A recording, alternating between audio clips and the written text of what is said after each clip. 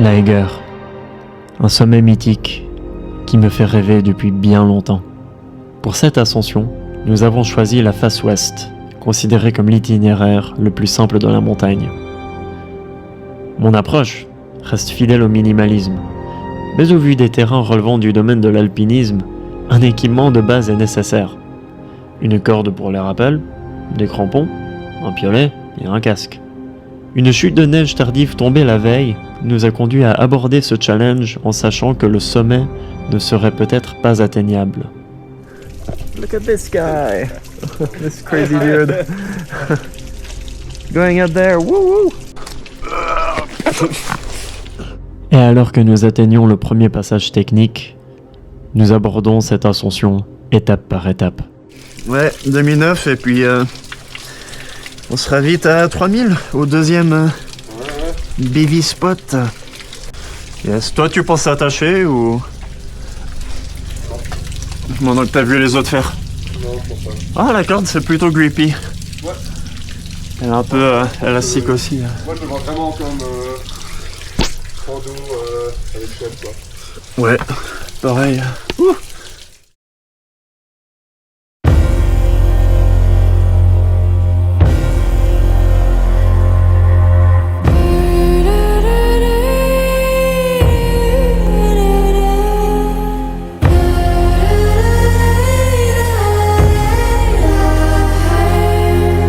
Partir un peu à côté. Ah, c'est froid.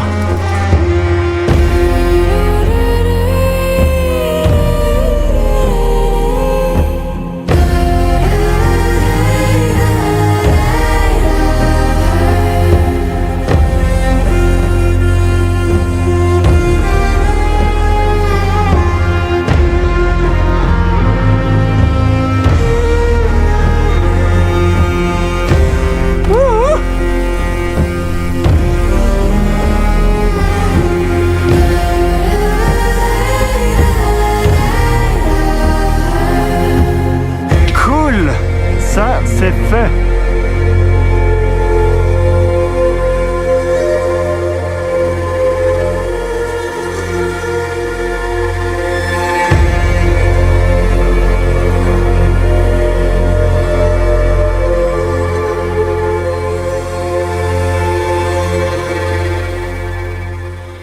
Nous franchissons le cap des 3000 mètres et poursuivons la progression sans difficulté particulière jusqu'à environ 3300 mètres.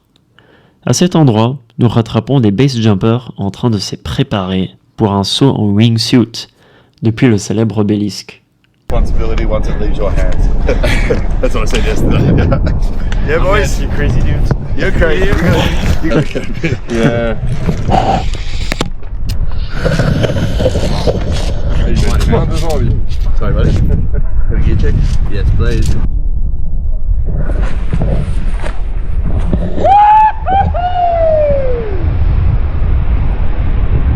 Oh, le bruit que ça fait. Oh oui. Après qu'il nous ait coupé le souffle, c'était maintenant à notre tour de faire face à notre propre challenge. En gagnant de l'altitude, nous rencontrons du black ice.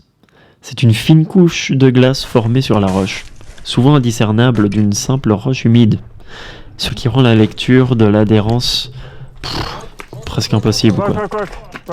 Et nous rattraperons également plusieurs alpinistes que nous dépassons, mais dans une zone où la roche se révèle très instable. Et bah voilà, vous pouvez voir le résultat.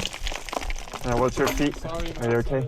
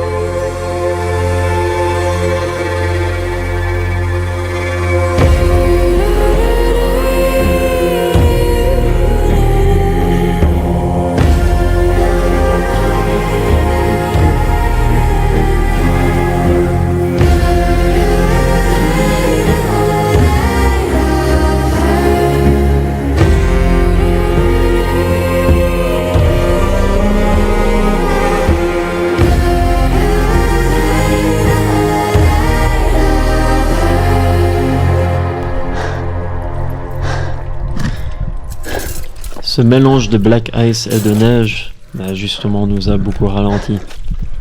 Et arrivé à 3500 mètres, on décide de ne plus continuer. Et moi, en revanche, je décide d'avancer encore un petit peu pour essayer de rejoindre la crête et avoir une vue sur la face nord.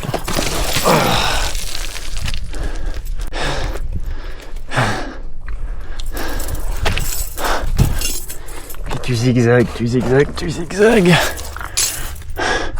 Le chemin il disparaît, puis il réapparaît. Il y a tellement de moments où on s'est écarté du chemin officiel, mais il y a d'autres chemins. Il y a des cairns qui t'indiquent d'aller par-ci, qui t'indiquent d'aller par-là.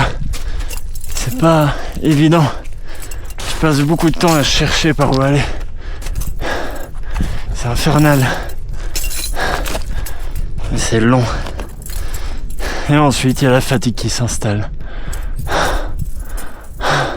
Il y a des cairns là-bas. J'imagine c'est encore à la traversée, mais j'ai l'impression que ça devient plus casse-gueule, donc je vais pas faire beaucoup tout seul. Hein. Ah, franchement, un petit cairn.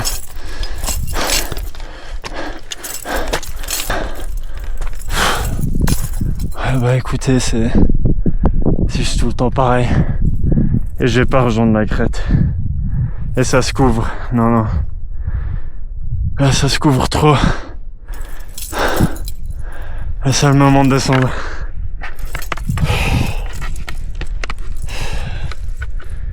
Ok. Premier essai de l'Eiger. C'est un échec. Mais la météo n'a pas été de notre côté. Trop de verglas partout. Trop. Dès que c'était sec, tu pouvais avancer. Et puis ouais, il y a des endroits avec du gravier, tu fais attention. Ça reste dur, mais la glace nous a ralenti à un tel point. Puis il faut se rappeler que tu dois redescendre. Là, ça fait 5 heures qu'on monte. Et tu peux pas vraiment descendre plus vite que ce que tu montes. Donc bon. Allez, on est à quelle altitude? 1, 2, 3, 4, 5. Je suis à 3550. Je vais monter 50 mètres de plus qu'à l'Ister. Et voilà, je vais pas monter à 3006. C'est trop. Et puis je vois sur la map, ça zigzague encore avant de rejoindre la crête. C'est que quand t'es à 3007 que tu rejoins la crête, c'est trop loin. Bon, je vais redescendre. Je vais dire à l'Ister que je le rejoins. Et je vais remettre le casque vite parce que il y en a eu des chutes de pierre. À un moment donné, il y a un caillou qui passe juste à côté de mon oreille. Un petit, hein. Alors, ça va. Petit comme ça, ou ouais, plus petit que ça. Mais un petit machin. Allez, on va dire cette taille-là. En fait, ça fait le bruit d'un insecte, d'une guêpe qui a fait. Puis je dis, oh, putain, un insecte. Et à la fraction d'après, je vois le caillou qui fait. Oh, regardez la vue. Oh putain, c'est le déconner. Non, mais le caillou qui passe juste à côté de l'oreille. Mais proximité, genre ça, genre vite, je l'ai vu là, quoi. Enfin, c'est proche. Ça va, quand t'as un casque, ça fait rien. Mais la vitesse que ça prend, si t'as des gros cailloux qui vont à cette vitesse, c'est déconné. C'est vraiment déconné. Puis on a eu d'autres petits qui sont passés genre. C'est impressionnant, donc c'est pour ça qu'il faut absolument avoir un casque ici. Dès que t'entends le moindre bruit, tu te caches, tu te mets, tu utilises les murs comme ça comme un bouclier. Bon, je vais redescendre. Peut-être je vais filmer un peu la descente, surtout les bouts en rappel s'il y en a, ça peut être cool, mais sinon il n'y a plus grand chose à filmer. Hein. Tristesse. Mais c'est comme ça, hein. Faut accepter que des fois les conditions permettent pas. Et c'est comme ça. Et voilà, nous arrivons à 3550 mètres, à seulement 400 mètres du sommet. Ah, ce sera pour une prochaine. Allez, du rappel, c'est parti. Let's go.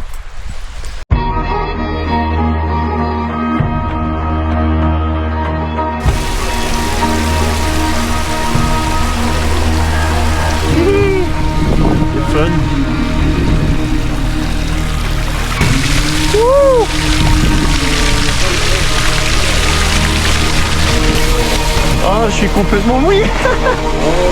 Mais je me suis amusé, c'est pas grave, je suis content.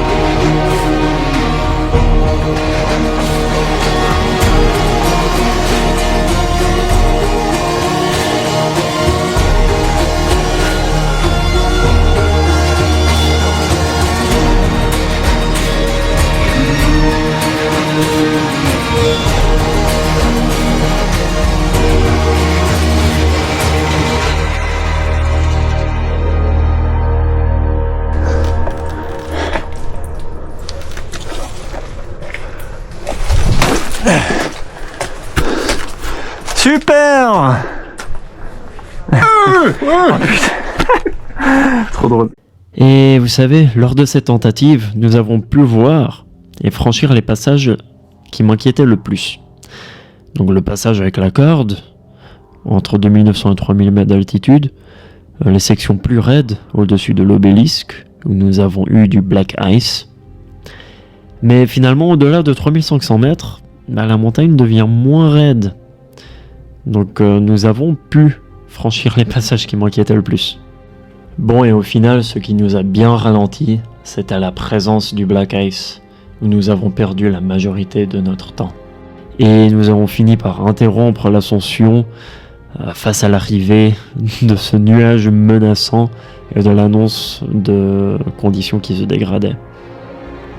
Par contre, à la descente, le black ice il avait fondu, révélant une roche nettement plus adhérente. Et ça nous a permis de constater que dans de bonnes conditions, les passages techniques deviennent relativement faciles. Et donc au final, quelle est la conclusion ?